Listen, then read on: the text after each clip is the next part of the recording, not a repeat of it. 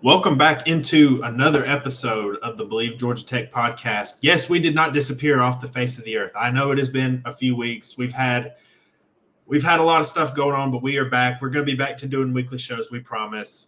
Our names haven't changed either. I'm still Jackson Caudell. That's RJ Schafer. Come to Wednesday afternoon, January 29th, about 3 o'clock, recording. We got a ton to talk about, obviously. And again, apologies for missing the past few weeks. We've just had, again, several things get in our way. But we're going to be back to doing weekly shows. But RJ, you doing all right, man? I'm doing great. Got a lot to talk about. Say it every time, but we got more than usual. Yeah, we do got a lot to talk about. Obviously, we're not doing as many shows during the week as during football season, but we do want to. We still plan on doing a weekly show and again for the third time, and I might say it even more. So if I'm repeating myself, I apologize. But sorry for not having a show for a few weeks. But ACC schedule was released this week. We've had some other transfer portal. It's basically wrapped up for now until the spring. With the national championship being over and everything. Yeah, we're going to talk about basketball. Another frustrating loss last night. Women's also had kind of a frustrating loss on Sunday where they just couldn't hit a shot against Duke, and that was they very competitive all game. You kind of had an off game from Danny Carnegie, but it's good that she's back healthy and everything. And I still think that they're going to be a top tier contender in the ACC tournament and a threat in the NCAA tournament. But we're going to start with the latest news first about the ACC schedule. But before we dig into that, obviously, of course, if you haven't subscribed already and you're watching this, be sure to hit that subscribe button, hit the notification bell so you know when our new content goes live. Hit the thumbs up on the video. And I promise you, we're going to do more than video. We're going to do more content than just every couple weeks. Like that wasn't planned at all. So appreciate everybody for doing that. But so I've written a lot over at Georgia Tech on SI about the 2025 ACC schedule. So, before the schedule, and I also want to make a note about the schedule release. Did it really need to be done the way it was done? Like so last week, the ACC started to release it. They did, week 0 and week 1 games, I believe on Thursday. And then they did everybody's ACC opener on Friday. Then we wanted to wait till Monday night at 9 o'clock to release the rest of it. And they did it in just, slow. I know, TV networks, need something to fill those time slots and,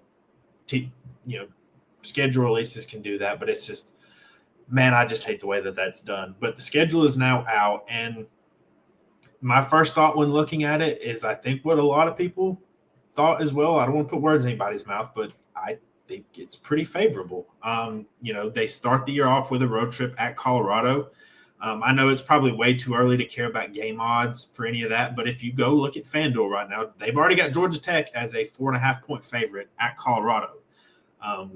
Colorado, obviously, Deion Sanders is still there. He did not go become the head coach of the Dallas Cowboys, but Travis Hunter and Shedeur Sanders are, of course, the headliners there. You're losing that. There's just kind of a big question mark. I just don't know what that team's going to look like. And that's just more of I haven't done a deep dive on Colorado and their roster and everything like that. But there's just, I think, probably a national curiosity about what they're going to look like. You come back, you face at host Gardner-Webb, then you host Clemson, then you host Temple at Wake Forest. Your first bye week is coming October 4th. So you play 5 straight games to start the season before you get a bye week. Then you're back at home against Virginia Tech, at Duke, home against Syracuse, which I know, a lot of people are going to want to see that game. At NC State the next week. Your final bye week coming November 8th. At Boston College for your final road trip, hosting Pitt. And, yes, they moved the Georgia game to Black Friday again. This year's edition is going to be in Mercedes-Benz Stadium. I know that's the game that everybody's got circled for this upcoming year. But my first thoughts when I saw the schedule was I thought that, for a program that every single year we talk about how hard the schedule is, whether it's, on top of playing Georgia non-conference, and sometimes you're playing other hard, like, last year they played Notre Dame. Some years you're playing somebody else. You're also faced with a brutal conference schedule. You had Clemson on there every year, some different things, and some of the higher ranked teams in the ACC and teams thought to be conference title contenders. That's not quite the case this year, but we'll kind of dig into that more in a second. But RJ, what were your thoughts when the schedule was first released? Yeah, with everything considered, with the fact that you had to play Georgia and the fact that you had to play Clemson, I actually like the way the Jacket schedule filled out in and of itself because you do play some top teams. Like obviously Clemson's going to be a hard game. Georgia's always going to be good for the near future. But when I look at that big bulk in the middle from Wake Forest to Pitt, that's your big ACC stretch. Obviously there's a couple of buys in there. I see a lot of winnable games, and I think overall as a schedule, even though you do play some top programs, Colorado, Clemson, Georgia, that is the perfect time to play Colorado on the season. You want to play them at no other time except for week 1. And I just think the layout of it works out really good for Georgia Tech. And this is the exact opposite of last year. Potential for a lot of wins coming down this list. So I've written about this as well, and we talked about it before the show, but am I insane for thinking that Georgia Tech could be favored in 10 games next year? I know I think it's realistic. Too early to be thinking about that, but I think it's worth at least talking about. Like, when was the last time we could say that? Like, they've had years where it's like you could point out to some 3 or 4 easy games where, hey, they're going to be favored. And I'm not saying like 3 or 4 easy wins on schedule. I'm saying games are going to be favored in, and then you're kind of wondering what else. But like a lot of these games, Wake Forest is projected to be among the worst teams in the ACC next year. A couple of ones I have question marks on and is Duke and NC State, just because they're road games. And, NC State's kind of always been a tough environment as far as the ACC goes, even when they've not had great teams. Duke, me and you both think they're going to be a pretty good team next year. We'll get into that probably in a second. But you get your tougher games at home. And, I think they're going to be underdogs against Clemson and Georgia. But the rest of these games, I mean, we've already seen they're favored against Colorado on the road. So, and things can change between now and then. But, like, there's a chance that they're favored in 10 games next year, which is just – I don't know if people may have thought about that yet. Yeah, and it kind of brings up the conversation. Their win total could be pretty high. Like we discussed it a little bit before the podcast. I think it could be as high as like 8.5, somewhere around there, just because there are so many games on the schedule. Like with Wake Forest, for example. Also, you're out of conference with the exception of Colorado and Georgia. Those are 2 games I think you're going to win. But I think there is a lot of opportunity to win a lot of games, and I love that stretch down the middle. Like you could win 5 of those games in a row. Yeah. So just to kind of prove my point, like let's look at, they already have odds for the ACC winner over at FanDuel. Look, again, it is very early. Like I want to preface that by saying it is very early, and odds can obviously be wrong. But look at this. So Georgia Tech plays the ACC favorite next year, which is Clemson. Miami is second. SMU is third. Louisville is fourth. There you see Georgia Tech fifth. Florida State is sixth. North Carolina is seventh. Outside of Clemson, Georgia Tech does not play among the top 7 teams that are favored in the ACC. And then there's a drop-off after North Carolina to Duke. And then, you see some of Georgia Tech's opponents on there. You see Duke. You see Virginia Tech. You see Syracuse. And then towards the bottom, you see NC State, Pitt, Boston College, and then Wake is dead last. So compared to other years, you're facing a lot of teams that are expected to be on the lower end of the conference scale. Now, every year it happens. There's going to be somebody that comes from that middle of the pack group that is probably a lot better than you think. And I think me and you both are already on, at least early on, thinking it might be Duke. Virginia Tech is a big I don't know right now. Like they lost some talent in the transfer portal, but they've done a somewhat decent job replacing it. I think in a lot like last year, they have a pretty favorable ACC slate. Like, they play Miami, but that's kind of it. And I think they also play Louisville. I don't have Virginia Tech's schedule memorized like I do Georgia Tech's, but you see them kind of there in the middle. Kyron Drones is back at quarterback. Like they're a team. I know they had a lot of hype last year and kind of failed miserably at it, but they'll be interesting. Syracuse, I don't know right now. They're replacing a lot of talent. Kyle McCord's gone. LaQuint Allen's gone. Aronde Gadsden's gone. Losing some key defensive players off a defense that already wasn't very good. So I'm curious to see how they rebound. They also have they went from one of the more manageable schedules in the ACC to a very hard schedule. I mean, they play Tennessee, Notre Dame, non-conference, and then they play Miami. They play Clemson. They play SMU. They come to Georgia Tech in October, so it's going to be a tough year for them. But you see that down on the lower end of the spectrum of the odds, you see Wake Forest, you see Boston College, you see NC State, you see Pitt. Those are all teams that Georgia Tech has to play. So it does look favorable right now. Yeah, and one of the other teams, Cal, who I think could be a very surprising team. You don't play Cal. Right. You play Syracuse, who at that point in the season will have already played Tennessee. They will have already played Clemson and SMU, all of which of those games are on the road, by the way. They could be reeling at that point. I think you play teams in a lot of good positions. Syracuse, I'd want to play them towards the end of the year. You play Syracuse towards the end of the year. You play Colorado early. I'm in love with the schedule. This is like the exact opposite of last year. We were both complaining, I guess, about the schedule because it sucks being Georgia Tech and having the hardest schedule in the conference, but that's just not the case this year. Yeah, and going back to last year, looking at this year, you don't have outside of Colorado, you don't really travel a far distance for any of your road games. Like, yeah, Colorado is your longest one, but at Wake Forest, I hope for Georgia Tech fans that travel to all these games, I hope you like the state of North Carolina because you're going to be there a lot. So obviously at Wake Forest, like that's manageable distance. At Duke, very manageable. At NC State, manageable. Yeah, Boston College, that's another lengthy trip. And before the schedule come out, I already didn't think Boston College was going to be very good, but I did want to avoid Georgia Tech playing them late in the year just because there is always the chance you get some weather, very cold weather and something maybe that they're not used to playing. I know that may sound stupid to some people, and I understand that, but I would always prefer to play those Northeast teams, either at home or earlier in the year where that's not as much of a factor. And I don't know that it'll be a factor. It's November 15th. It's not, late in the year, but we'll see. But yeah, I think this is going to be the most expectations they've had. Some of it is obviously like they return talent. Like it's not like we're talking about a team that we're worried about the talent, but hey, the schedule's manageable. Like this is a team that has talent on it, especially at some key positions.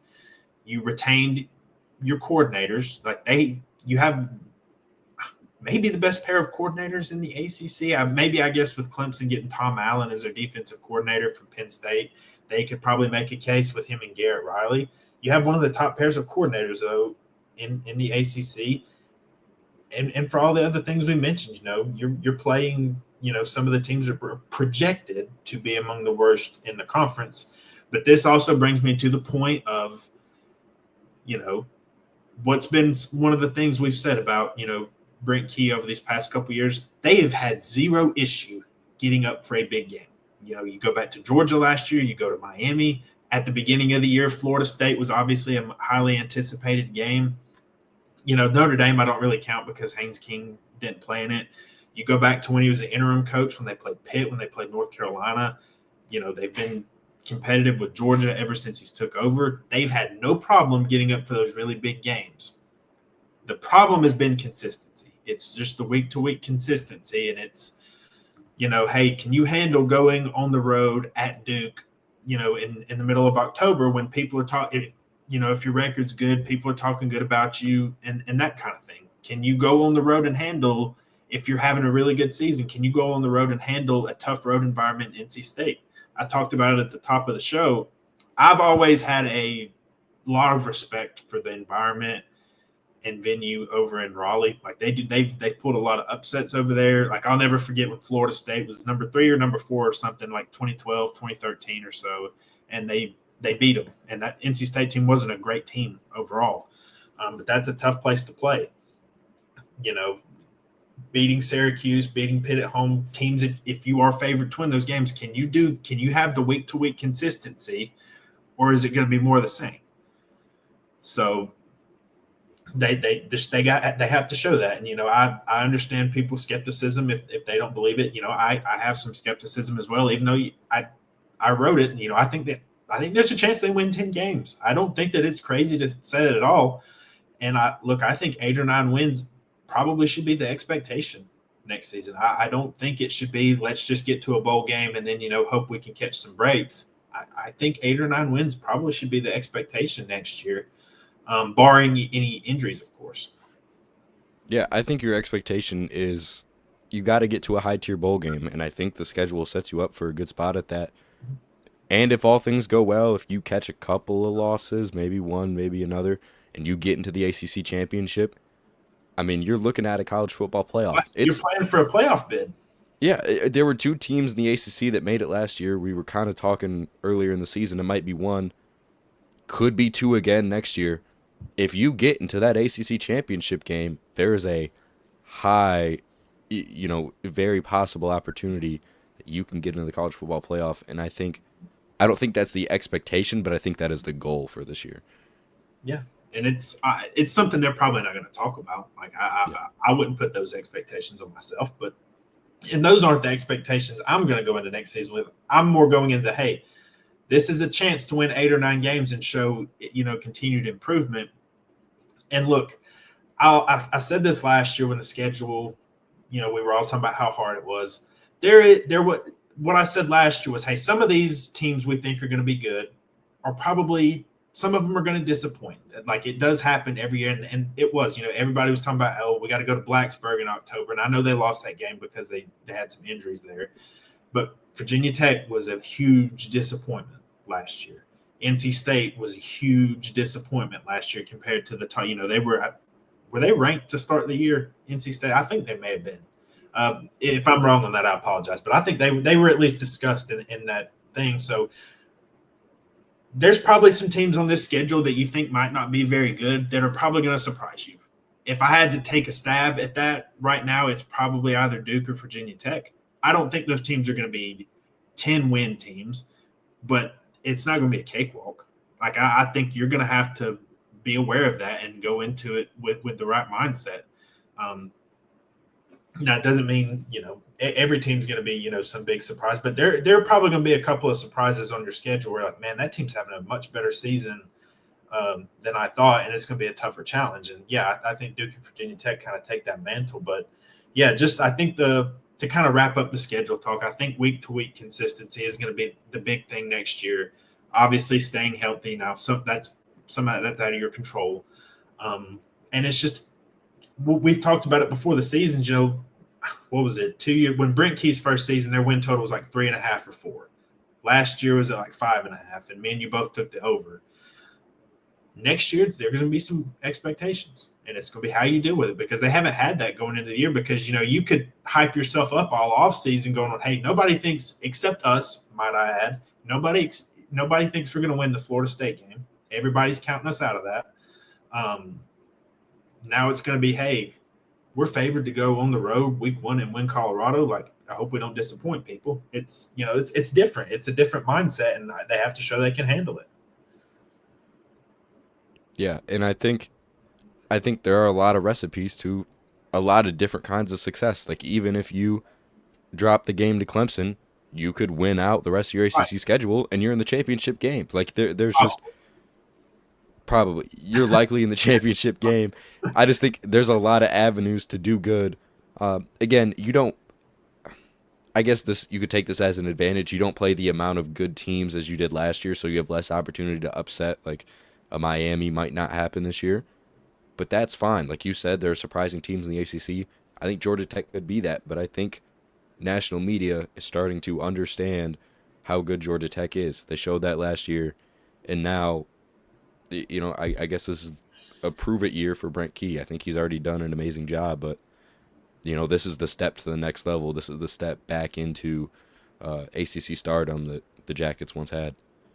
Yep, I agree with all that. And let me say again, while odds can be wrong about estimating certain teams, and we are in late January, the top 7 teams in the odds for the ACC title next year on FanDuel, Georgia Tech plays one of them, and it's at home. So that's going to be such a huge game, especially can you imagine? This is way too early thinking, and I don't know if it'll happen, but I do think there's a chance if Georgia Tech beats Colorado, Clemson goes and beats LSU week 1. Who says no to College Game Day in Atlanta for week 3? I'm just gotta saying, have it. I'm going to float it out there. Just let's have fun in January. I'm just going to float that out there. Well, I don't know if it happened, but who knows? Maybe it could. Any other thoughts on the schedule? I do want one more point about the bye weeks. I think they're placed pretty well. Like, yeah, you start off with 5 straight games, but like Gardner Webb and Temple are 2 of them. So, and look, I don't, I know some people may bring up the Bowling Green thing. I don't know if people realize that Temple has not won more than 3 games since 2019. Like, they've quite literally had 4 straight 3-9 seasons, and then the COVID year they were like 1-6. Like, that's been a pretty bad program for a while now, and I think they're going to be that way again. I think your bye weeks are placed pretty well. Go look at Miami's schedule; they have weird placement on their bye weeks. So they play 4 non-conference games to start the year. They have a bye week. They go to Florida State, then they have another bye week. And then they have a Friday game against Louisville. There are like 3 or 4 teams in the ACC that have a bye week, a game, and a bye week. I didn't want that for Georgia Tech because I just think that's weird placement. Like, play some games, have a bye week, and then you get your last bye week on November 8th, right before you hit that stretch run of the season. And also another quirk about the schedule, they don't play 2 consecutive weeks on the road. I know they play 2 consecutive road games, but it's like, okay, they go to NC State November 1st, but then they have the off week before they go to Boston College. You don't play like 2 consecutive weeks where you're on the road, if that's making sense to everybody. So I think that's also an advantage to your schedule. And you don't make a road trip to the West Coast side of the ACC, and you don't even play any teams on the West Coast side of the ACC. Yeah, like you don't have to play Stanford. You don't have to play Cal. I know Colorado is further out than Dallas, but you don't have to go to Dallas and play SMU either. So, like I said, to wrap it up, I think it's a very, very favorable schedule, and I think they need to take advantage of it. I think you really need to take advantage of it with the veteran talent you got coming back. All right, so our main topic we wanted to kind of get into was just kind of, again, with the transfer portal kind of shutting. I don't know if shutdown is the right word I should use. Everything kind of quieting, school started, everything like that. We're kind of, in winter conditioning, winter workouts. We're trying to build up the spring ball. Let's just kind of take a step back and look at the roster and kind of like what Georgia Tech has done. Maybe see where they can add some improvements, do anything. And let's start at the top at quarterback. I don't know how many times I have to say this, but we're not going to talk about quarterback long. It's kind of boring to do, but there's just nothing much to say. Haynes King is back. Aaron Philo is back. They add Grady Adamson, who was I think is a really underrated player. I don't know if many of you got to watch the Navy All-American game that was on NBC a couple weeks ago, one of the high school All-Star games. Very talented player. He didn't get a ton of snaps. Just that it's a lot like some of you are going to watch the East-West games and the Shrine Bowl and the Senior Bowl this week. There's just so many players on the rosters, and you're trying to get all these guys exposure. It's the same way with these high school games a little bit. So he only got a limited number of snaps, but from all accounts, he was impressive. I wasn't there, but I read from several people that he was very impressive during the week. He'll be on campus. You'll have Graham Knowles there. I'm sure, when we get closer to the spring, we'll kind of talk about what we're looking for. And honestly, we're probably going to talk mostly about, those 2 guys we haven't seen before. Because, I know Haynes King is good. I have a pretty good inclination that Aaron Philo is very good. Small sample set, but I have a pretty good inclination. But quarterback's fine. Yeah, and I don't think you really needed to add anybody in the transfer portal. Obviously, you got, I don't want to say a star, but somebody that could be very, very, very good in the future, and Grady Adamson. And I think you did exactly what you needed to. You didn't lose Haynes King to the portal. You didn't lose Aaron Philo to the portal, which, just to note, there are so many teams that were heading into this season expecting to have their quarterback that lost them. There were way too many quarterbacks in this transfer portal. There are guys that still don't even have destinations, and I think the fact that you kept both of them, is very good. Don't get me started on how we need to restructure the transfer portal. We're going to have a 4-hour episode, and people are going to be complaining. So, yeah, quarterback I think is fine. I don't – unless something unforeseen happens, I don't anticipate them wanting to add another quarterback. So, going on to running back, we talked about Malachi Hosley on the last episode, the Penn transfer. I'm excited about that. I'm not going to, lock him in to that number 2 role. I would probably say he's the favorite. He's more proven. He had a really good career at Penn and is a good back. But you've also got, some guys you saw last year, Chad Alexander, Trelane Maddox, some guys that were banged up, especially Maddox. We saw him, he's physically impressive, and I know it was VMI was where he had the majority of his carry, so I'm not going to get overly excited, but he did look pretty good in that limited amount of action, especially for his first collegiate game. Anthony Carey, he'll be going into his second year with the program. Be interested to see if he can take a step up. And then obviously Shane Marshall, JP Powell being the young guys coming in, the freshmen. Look, I never want to place too high expectations on freshmen. I try to avoid that generally. They're talented guys. We'll see what they can do. That's kind of like how I'm going to be boring and say that about a lot of freshmen. Like we'll see. And see what they can do. But now in the secondary, I might have to restrain myself a little bit because there are some guys I think that really could make an impact right away. But just in general terms, I usually kind of slow the roll with freshmen a little bit. But I like how this running back room shaped up. Me and you talked about it before the portal even opened. Like we kind of saw them just going and getting one proven guy and then let your talent kind of sort itself out. And I think that's probably what they're going to do going forward. Yeah, and I think you picked up a lot of guys that really fit the breed of the offense, and obviously that's what Brent Key tries to do. But I think Malachi Osley, he fits this offense perfectly. I think JP Powell does as well. Again, like you said, I'm not going to put any pressure on him to play a lot because there's just so much talent. Like last year, there was a lot of talent in this room. It got even better and it's even deeper. Like you have Jamal Haynes, you have Trelane Maddox, Chad Alexander, Anthony Carey, Malachi Osley, the two freshmen that you bring in. There's just so much talent in this room. So I could see a lot of guys playing in different places, but they all kind of fit the same type of back, and that's what I like. Yeah, I'm excited about this group going forward. Any other notes on them? Anything you want to say? Nope. It's kind of one of the more boring positions to talk about going into the spring, honestly. So it's three, good that it's boring though, because they're so good. That's always a good thing. Like going into the spring, like if when we don't have much to say about a position, it's just because it's so almost set in stone and there's talent there and there's probably not going to be much else happening there. That's generally a good thing. Generally. So wide receiver is kind of the first interesting one. Obviously, everybody knows Eric Singleton transferred to Auburn. Chase Lane is out of eligibility. So I'm confused on this situation, and I'm not going to get too deep into it. Abdul Janae is in the portal. I thought he was out of eligibility, but I guess maybe not. He participated in senior day. I'll have to look more into that to see what's up with that. Leo Blackburn transferred to Georgia State. So Malik Rutherford is back. You got Eric Rivers, who was, in terms of transfer rankings over at 247, was your highest rated transfer. Very productive player at FIU. We talked about him a lot. Dean Patterson, also coming on from FIU. He's kind of a bigger body guy, 6'2", 210. Then it's kind of a bit of a question. There's some guys I'm excited about. Bailey Stockton is back. He made some impact plays. If you get into a 3rd and 19, he's going to be open at somewhere. Aaron Philo found him for multiple 3rd and long gains. A guy I'm very excited about, Isaiah Canyon, 6'4", 210. I think, for a team that that right now just doesn't have a lot of size. We saw him play. He made a big catch in the Georgia game when they were backed up, on the goal line. I'm excited to see what he has.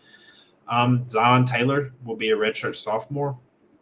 And then, you've got Trey Horn was a guy I really liked coming out of high school. Jordan Allen is somebody we talked about as a true freshman, the true freshman from Buford. They flipped him from Louisville late in the process. He is a guy I'm interested to see. I know I gave my whole spiel about freshmen, but he has just a specific skill set that you're losing with Singleton that maybe you can replicate with him. He's 5'8", 170. He's not the biggest guy, but just blazing fast. Like, he's going to be a good player for Georgia Tech. I don't know if it's going to be this year or not. I think he could have an opportunity, though. This is the position where I think Rutherford, Rivers, and Patterson are your likely starters. And then Taylor, Canyon, Stockton are kind of your next guys. And then we'll see what the freshmen bring. But kind of what are your thoughts going into this, just about the whole position? Yeah, my only pushback on that, I think Canyon could maybe compete for a job over Dean Patterson. I think Eric Rivers, Malik Rutherford, 1,000% starters Dean Patterson probably 90%. I'm just excited to see what we have in the rest of the group because there are a lot of guys who were 4 or 3 stars out of high school. We just haven't really seen a lot of them. There was a lot of talent in the wide receiver room that's now gone. A lot of guys who graduated, a lot of guys who hit the transfer portal. Now there's not a logjam at wide receiver, but that also opens up the question like a lot of these guys haven't played, so there's a lot of different areas I think they could go. I think out of your top 6 in the 2 deep, I think Dean Patterson, Isaiah Canyon, Eric Rivers, Malik Rutherford, Bailey Stockton are locks, and then that last outside receiver spot really could be a few guys. Yeah, and I'm question: do you think they maybe add a guy in the portal? If there is an experienced guy, I don't know if it'll be a young guy because we should also probably mention Gatling from South Carolina, the transfer there. I think he's going to be in the mix with all these guys as well. I don't want to leave him out. I wonder if there's an experienced guy, if he gets into the portal, if they do the right. I'm not at all saying that's what they're going to do. It's just something I've thought about. I see no reason to take on, or I see no reason not to take on more talent. Yeah. I wouldn't be opposed to it. It's just that portal's not open. We don't know who's going to be in there. I just want somebody who fits the scheme. That's my only thoughts there. There's talent there. Some of it is unproven in large sample sizes. Like I really like Isaiah. You don't have a large sample size there. That's why I was giving the edge to Patterson for right now. Again, I want to see more from some of these guys.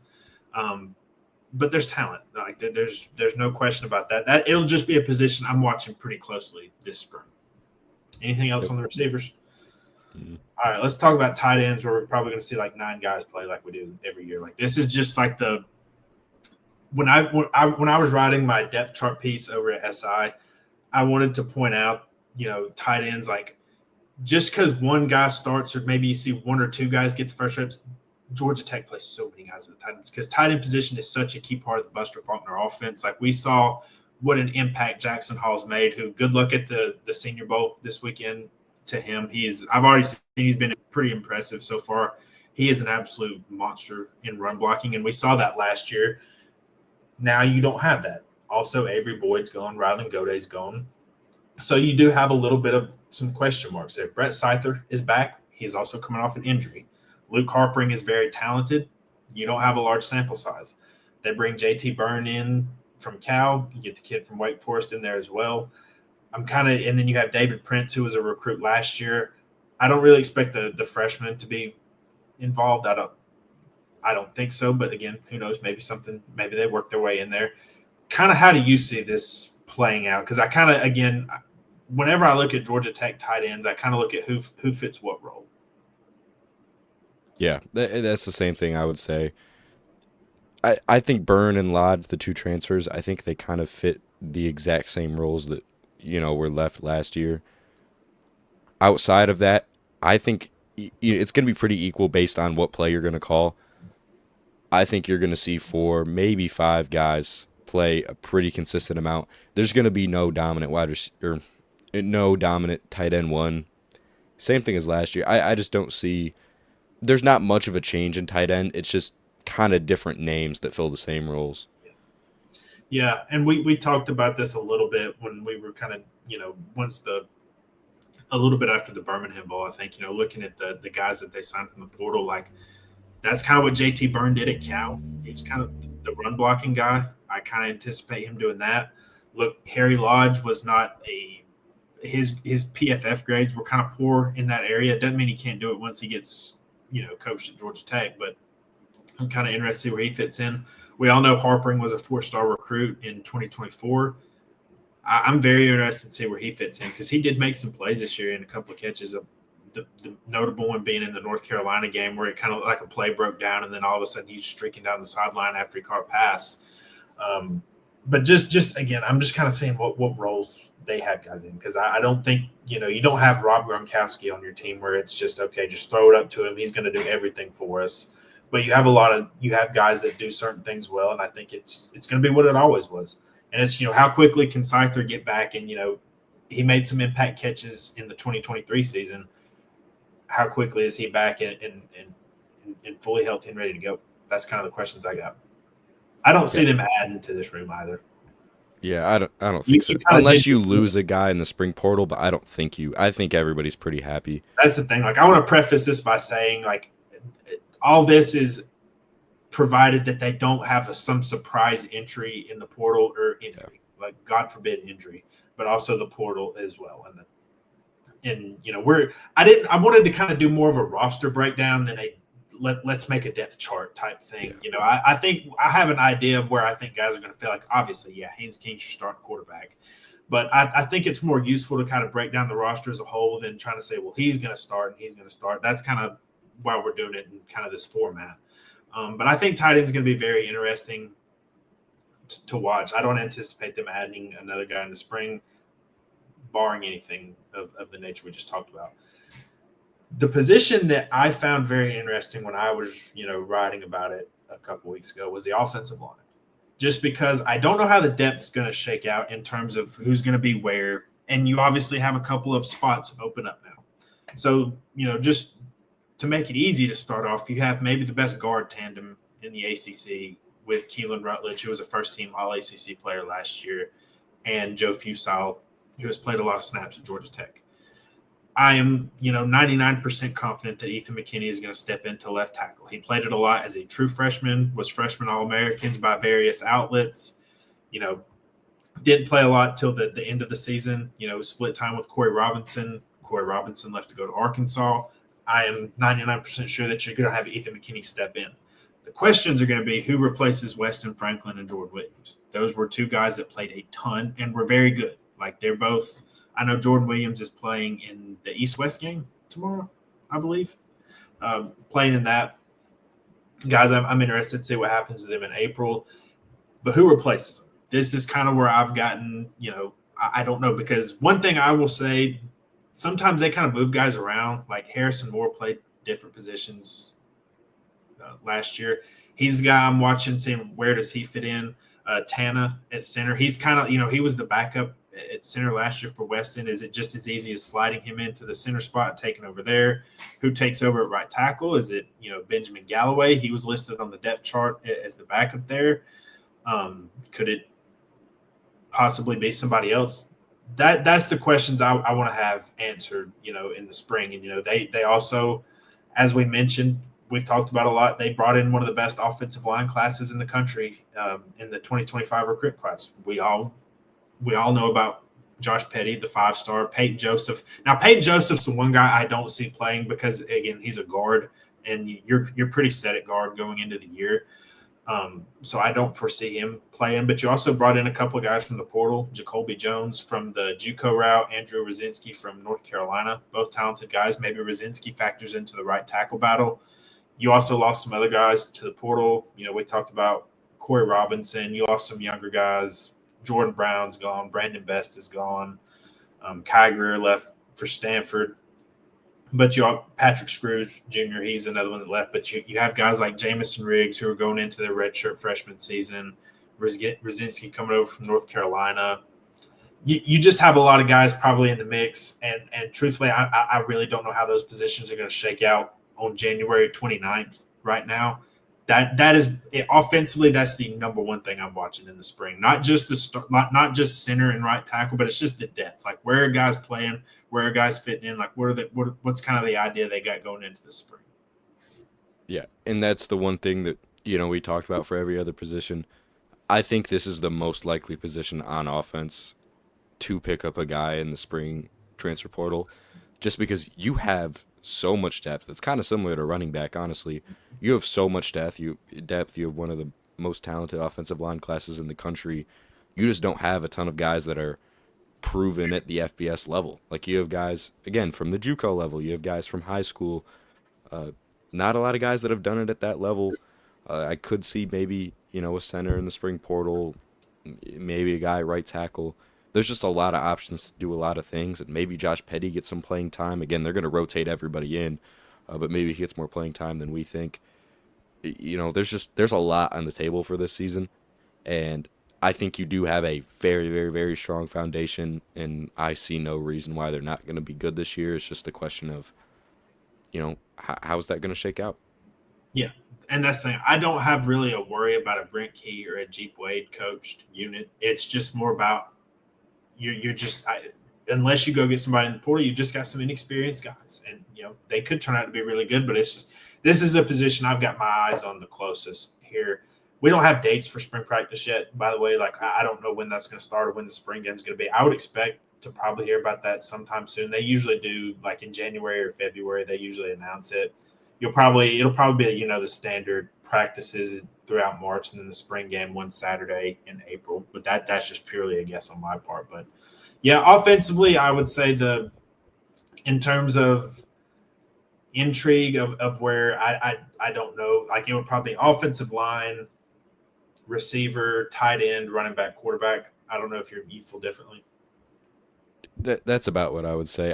I'm very intrigued with offensive line. Like I wonder what they're going to do with the freshmen because there's a That was lot of talent there. and I wrote that a couple weeks ago. It was I was trying to do a depth chart, and I was like, truthfully, like you can call me out if you think I'm wrong. I just don't know where some of these guys fit in. Like I'm just very curious to see what happens at right tackle and center. And we're gonna talk plenty about that, I think, going forward in the future. But anything else offensively that we missed? Anything you want to talk about? Mm-mm. Okay. Well, let's go to the defensive line, which me and you both said was kind of our number one concern going, when the season ended, like going into next year. You're losing a lot of guys. Zeke Biggers is playing in the East-West game alongside Jordan Williams tomorrow. Best of luck to them both. But you're losing him. Romello Height transferred. Thomas Gore is gone. Kevin Harris is out of eligibility. Horace Lockett transferred. Josh Robinson out of eligibility. Micaiah Scott out of eligibility. Sylvain out of eligibility. You got a lot of guys that you're missing, and they did go out and get some guys in the portal. You got Braden Manley from Mercer, AJ Hoffler from Clemson. You got Matthew Alexander, the defensive tackle transfer from UCF. Me and you both talked about him quite a bit. And you bring in some young guys as well. Christian Garrett, we've talked about a lot, the 4-star defensive tackle. He could be a factor. Derry Norris, the 3-star freshman, I don't think it's crazy to think he could be a factor as well. But this is a position where, the pass rush wasn't good last year. We know that. Also, Ronald Triplett from UTSA just didn't want to act like I forgot him or anything. Pass rush wasn't very good last year. We talked about that at length several times, and it was something that needed to be upgraded. I think they were in the mix for some other guys well that they didn't get. I'll go ahead and say I think this is a position I could absolutely see them, trying to add some guys in. Some of the young guys that didn't play much last year, Montre Bradford, Jordan Boyd, are guys I've got my eye on as far as, edge rushers go. But, Jordan Vandenberg is back. Like, that's kind of like the big thing when it comes to defensive line. He was a big-time impact player last year. But, edge rush wasn't very good. Run stopping was very good. Like, that was one of the things the defensive line was good at. Georgia Tech was one of the better run stopping units in the entire ACC. But as I mentioned, you're losing a lot of senior guys. So it's kind of like who fills those roles. That's a big question mark going into the spring. Yeah, and there's some guys I'm excited about. Like I'm really excited about Shameik Jones, defensive tackle. There's a lot of guys. Again, we could go down the list. We could name every single player. But, I like what they did in the transfer portal. A lot of the guys kind of fit the same narrative, probably with the exception of Ronald Triplett because he's a very proven guy. Everybody else, extremely athletic, maybe didn't get the opportunity or, maybe played at a lower talent level, whatever it may be. They didn't have an opportunity. Again, there were a ton of players in the transfer portal, and I think Georgia Tech got a ton of players who have very, very, very high upside. And again, you're not going to hit on every transfer, but we'll see in the spring where these guys are going to play. And I think there's an opportunity that your defensive line, most of the guys that you're playing are either freshmen or brand new transfers. Yep. And then, I've already said, I don't put high expectations on freshmen, especially on the lines of scrimmage, just because that's you have to be a mature individual to start play early. I'm interested to see where Andre Fuller lines in. Like, he was one of my favorite players this entire class. I don't know kind of where he slots in, but yeah, I just, outside of Jordan Vandenberg, I kind of I'm the shrug emoji when it comes to Georgia Tech's defensive line right now. I'm pretty sure Matthew Alexander will start beside him at defensive tackle. I actually do feel pretty confident in that. Kind of the depth behind him, I don't know. But defensive end, I really don't know. Like you have Hoffler, you have Manley, you have Triplett, and then you've got Bradford and Boyd and those guys. Fuller. We'll see whether they add some guys maybe in the spring, but I think this is pretty clearly the biggest question mark on maybe the whole team. Because the offensive line, I had some question marks, but I trust Brent Key and Jeepway pretty immensely when it comes to offensive line and figuring that out. Defense, I don't know. Not to say, and that doesn't mean I don't trust Jess Simpson. Jess Simpson's obviously a really good coach. I just don't know about some. It's just a lot of unproven talent. Because even the transfers you got, like we talked about Manley, like he was pretty productive at Mercer. No disrespect to Mercer, but that's a step down from the ACC pretty clearly. Ronald Triplett was not an every down player at UTSA. AJ Hoffler was not an every down player at Clemson. Neither of those guys. Triplett actually did grade out pretty well at PFF, but the question was it was kind of the limited snaps thing. Hoffler didn't grade well at PFF. Didn't play like he wasn't an every down guy. So you just have some questions there. But very, very interested to see how it works out. Yeah, like I said earlier, I think the upside for the defensive line is really high, and I like that you have Vanderberg back. It's just, to me, it's a matter of who's going to step up and be a leader. Because a lot of these guys are new to the team. Like even Vanderberg, who's, one of the older players on this line, obviously was a transfer in last transfer portal. So, there's some question marks here and there, but I trust Brent Key. I trust, all the coaching staff. I think it will be fine. It's just, again, kind of like offensive line. I have no clue, zero inside information on how it's going to shake out. I know absolutely nothing. Yep. That's why I keep using the phrase, we'll see how it shakes out. Yeah. But linebacker, I don't have a ton to add here. Like it's Trinilius Tatum is gone, but they added some guys through the transfer portal. Cayman Spalding from Tennessee Tech, Melvin Jordan from Oregon State. You bring back Kyle Eford, obviously, Tajay Butler, Jackson Hamilton, EJ Lightsey. Didn't add, I think we've probably mentioned before. They did not recruit. They didn't land a linebacker on signing day. Like they didn't have one in the signing class, which Brent Key talked about afterwards, because that's just kind of how things shook out this year. My notes aren't all that much different from when we've talked about them before. I think this is like almost like the tight ends of the defense. You're just going to have guys rotate in and play snaps, and that is a good thing that you have depth and that you have guys you can play. EJ Lightsey played really well towards the end of the year last year. Eford, has to stay healthy. He's, very good run stopping player. Has his issues in coverage, sure, but when he's healthy, he is a very key part of that defense. Jackson Hamilton played a little bit last year. Tajay Butler flashed at times. He was a true freshman playing linebacker, so he was obviously going to have some mistakes. I'm still very high on his talent. I think you're fine there. Yeah, and it's an experienced group, even though, like you said, Tajay Butler was a freshman and was still playing at linebacker. But getting him those snaps is going to be good. Like having him this year, it's a more experienced player. And the fact that he gets to play, play behind EJ Lightsey and play behind Kyle Eford and be around some of these guys that have been in the game for a while and they played really solid last year.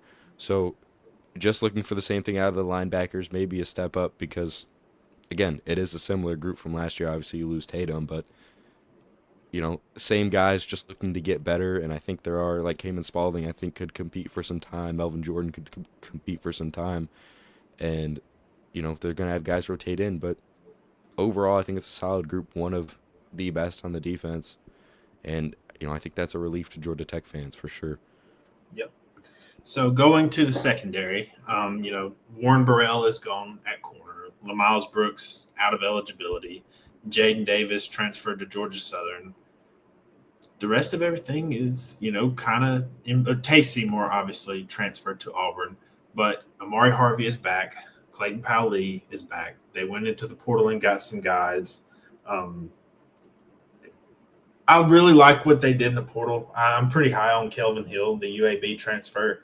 Daquan White from Eastern Michigan is also an experienced guy. I see those guys both plugging in. And like I hinted at earlier, I know I don't like to put expectations on freshmen, but man, I'm so excited for Tay Harris and Dalen Pinson in the secondary. I think I speak for most Georgia Tech fans.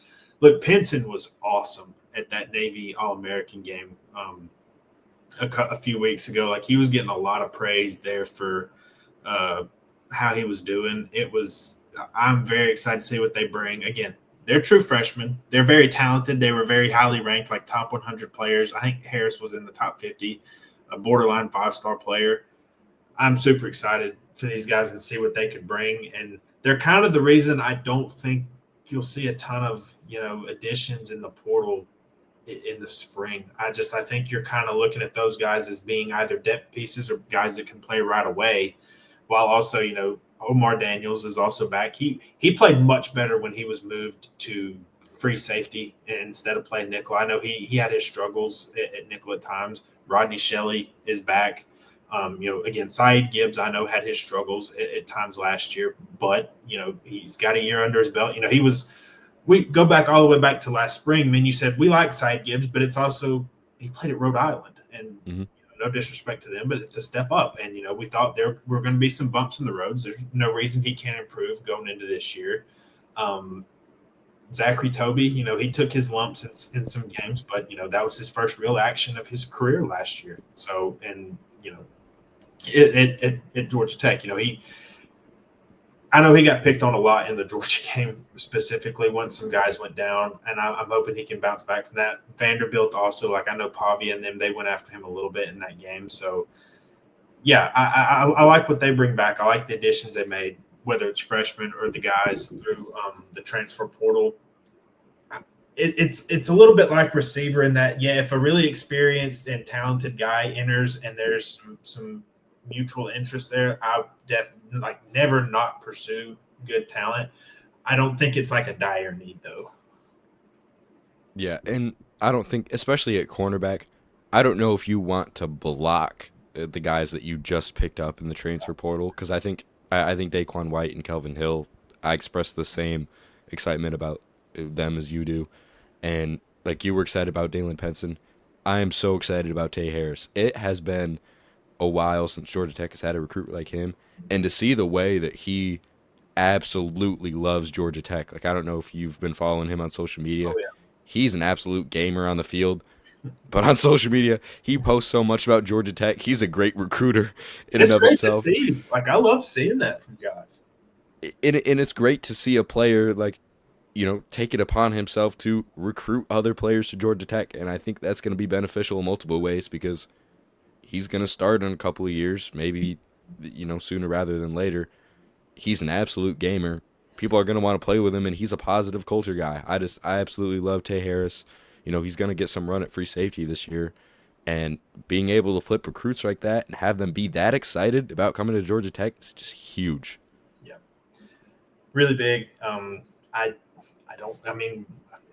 I missing anything when it comes to the secondary?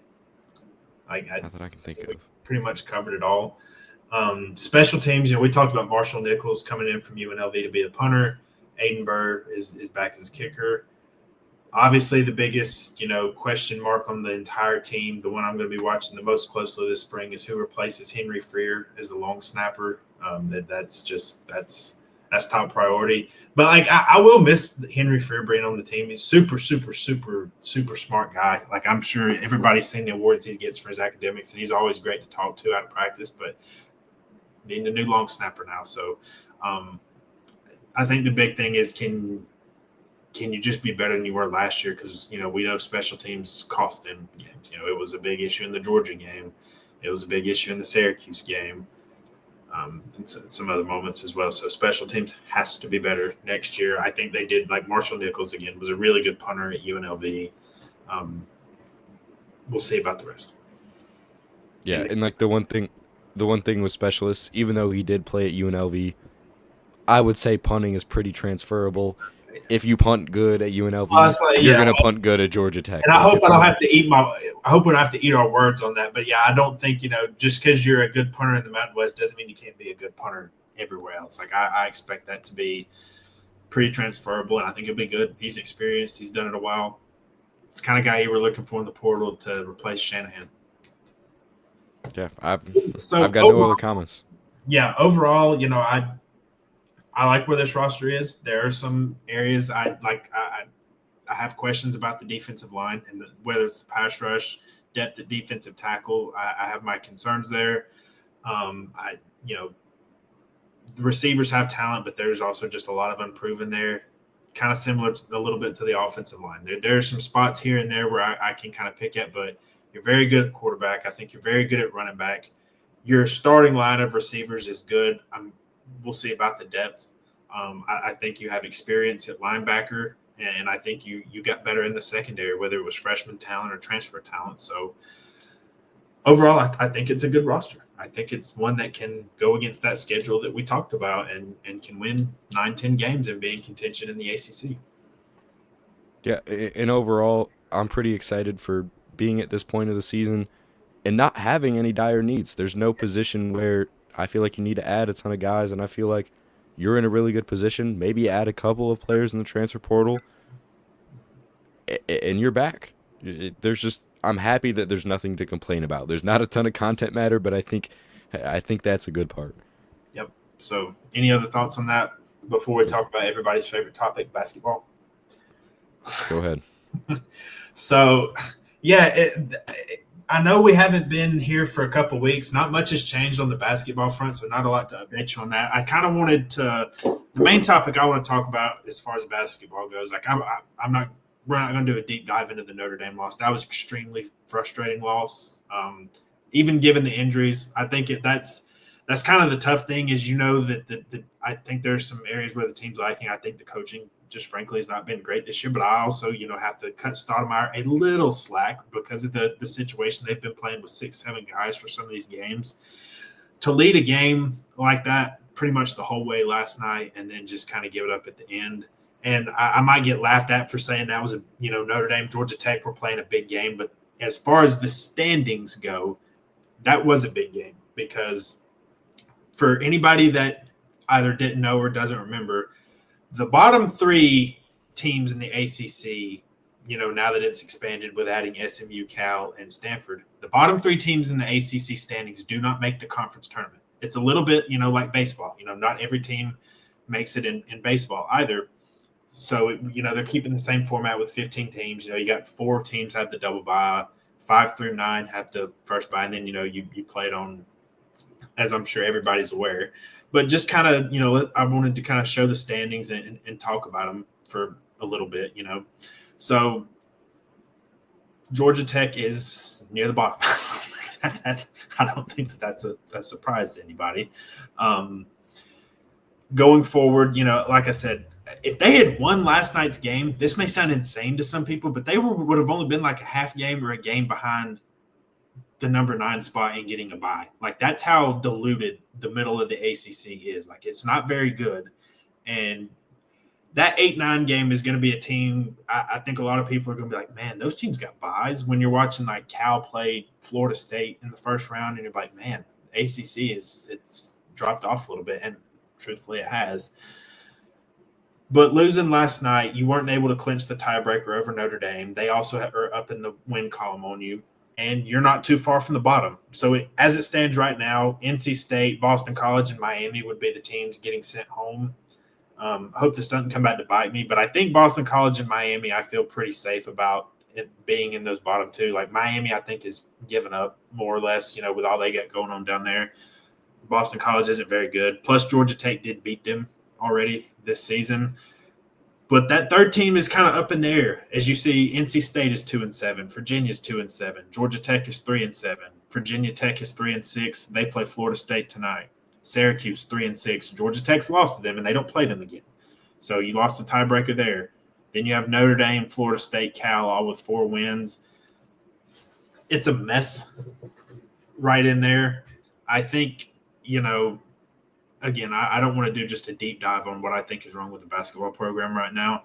I think it's a mixture of, I think poor coaching on Stoudemire's part and then also the injuries. Like, I think it is a mixture of both. Like, I think that you do have to have the context of the injury situation in all of it. Doesn't excuse some of the mistakes. Like, I will say I am somewhat encouraged over the past few weeks that they haven't gotten off to like the 14-2. We're down 14-2 in the first 3 minutes of the game, and then we're just playing catch up all the time. That hasn't happened.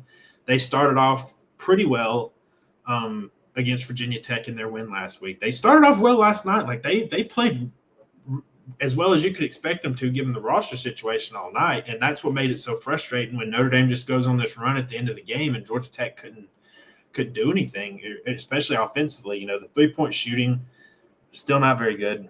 But, you know, the turnovers did clean themselves up, you know, a little bit last night. Like Notre Dame had more turnovers than Georgia Tech. Georgia Tech only had 8.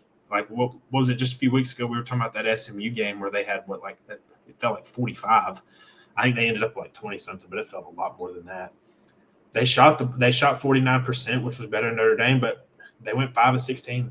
Notre Dame hit the double the amount of threes that they did. And I can tell you, as somebody that covers the NBA, if you get doubled up in the 3-point game, it makes it hard to win, and unless you excel in other areas. And, you know, they didn't.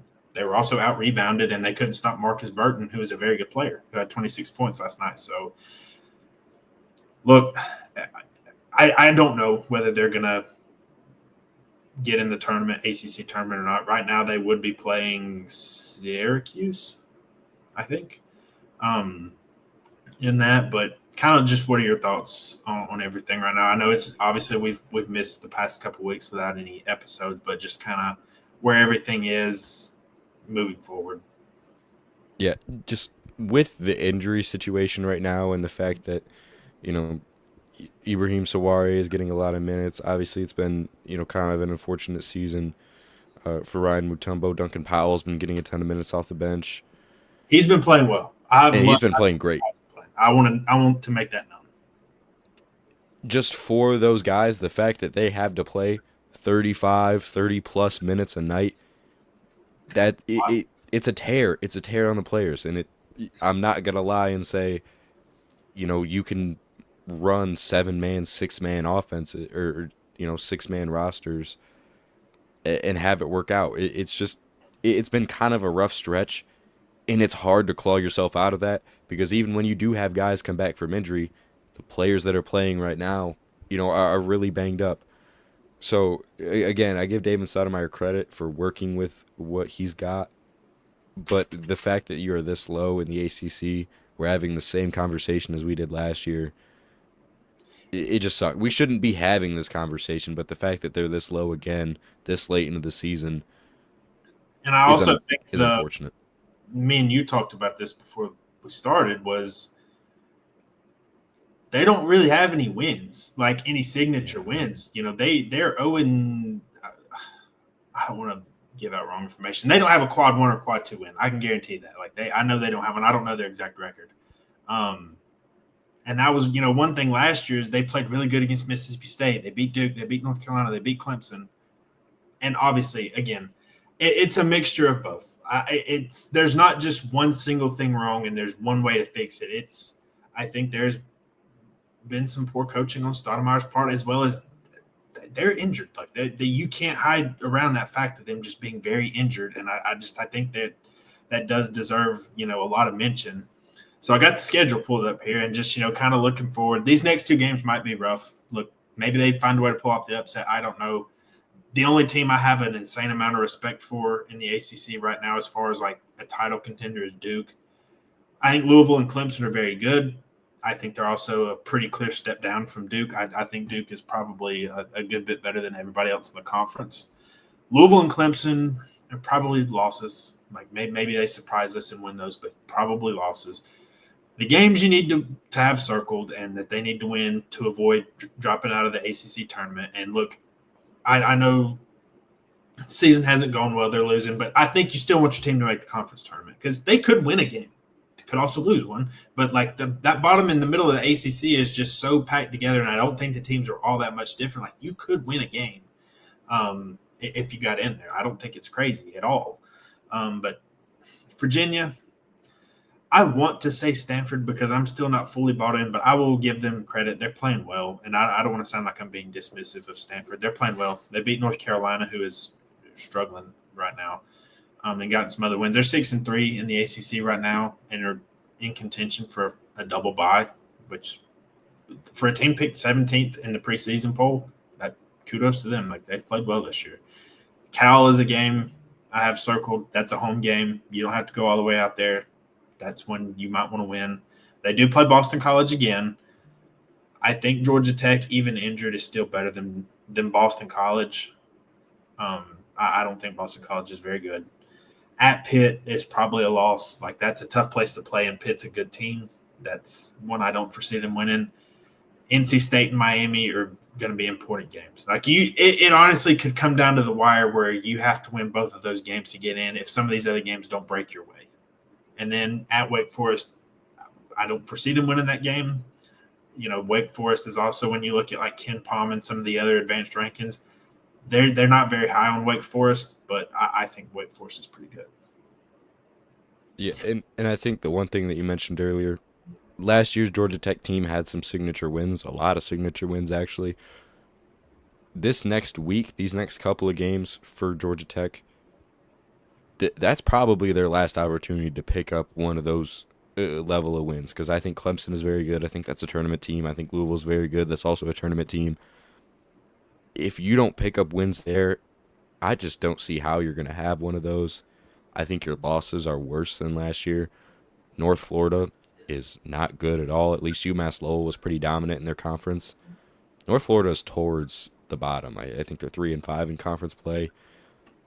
It's just, you cannot let the prior half of the season affect this last half, because if you don't, then you're going to miss the ACC tournament. In that, for a program that recruits, honestly, very, very, very well for basketball. They recruit so well. Damon Stoudemire is an amazing recruiter.